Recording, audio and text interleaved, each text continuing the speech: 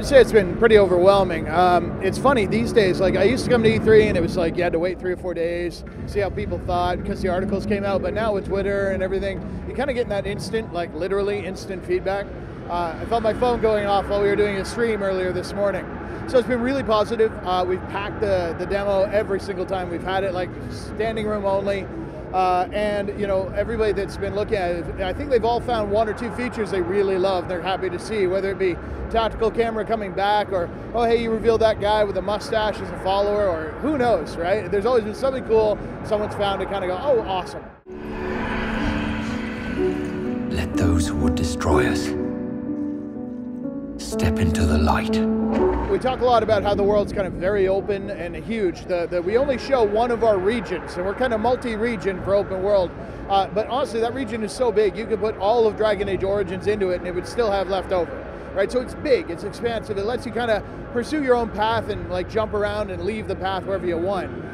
If people are talking about that, it's the Dragon. Everybody's talking about the Dragon because it's massive, right? Twice the size of what we had before, individually targetable limbs. You're able to cripple it, bring it down so it's kind of lying and can't fly, that kind of stuff. It's a really, really nice piece of showcase, and the thing is, it's really designed to be end game content, a big challenge waiting for you as you level up your Inquisitor and your party.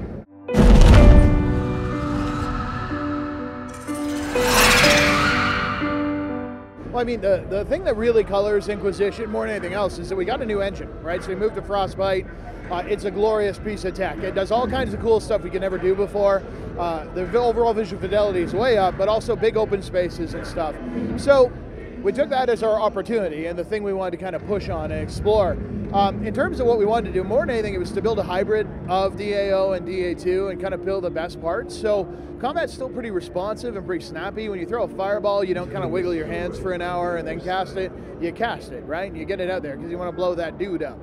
But when you look at the stuff from Origins that people love, be able to talk to their followers at any time, being able to enter a tactical mode where the camera pulls up and kind of lets you zoom around, pause and play, issue orders. We didn't just bring that back, we brought it back and put it on all 5 platforms, right? If it's on consoles, you still can play that way. Hell of a challenge, definitely a tricky for the interface, but I was so proud to do it, and the team that pulled it off, just absolute monsters, every one of them. If you think about the thing that defines Dragon Age, we're a game about a party, not an individual adventurer, right? And that creates opportunities and challenges. And I think that's really the heart and soul of our game, because our characters are big and they have their own personalities and so on. So it extends into the story just like gameplay.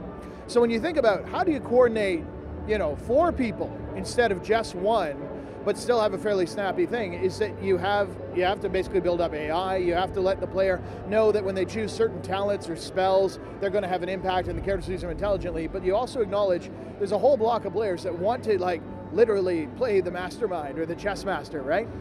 And those players grab TACAM, look at it as a complete interface, lets you do everything you can do in real time and go, oh, thank God, I don't have to have the reflexes necessary to pull this off. I can actually order my character to dodge out of the way of a fireball while the game is paused and actually advance time, watch him do it, give him a new order, and feel like I'm really in command.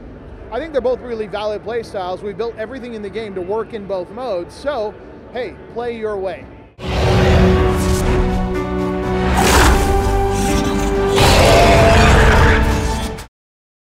We think of it as the next generation of BioWare RPGs, and for us, what that really boils down to is staying true to our core of storytelling, right? Making sure that we still have these big stories and characters you really get behind, fall in love with, that kind of stuff.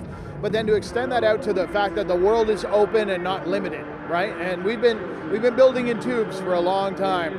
So I think when I think about next gen, it's often about overcoming certain limitations. In our case, we goes like story or open, and we decided more story. Why not both, right? And I think next gen is giving us hardware and tools that let us do that.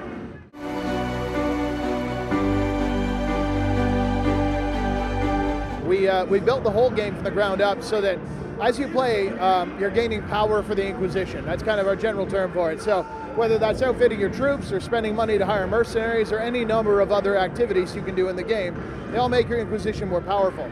You then spend that power to advance the story. All right, that's really the main means by which you go to new places, unlock new content, and in some cases even lay siege to a castle because there's bad guys in it.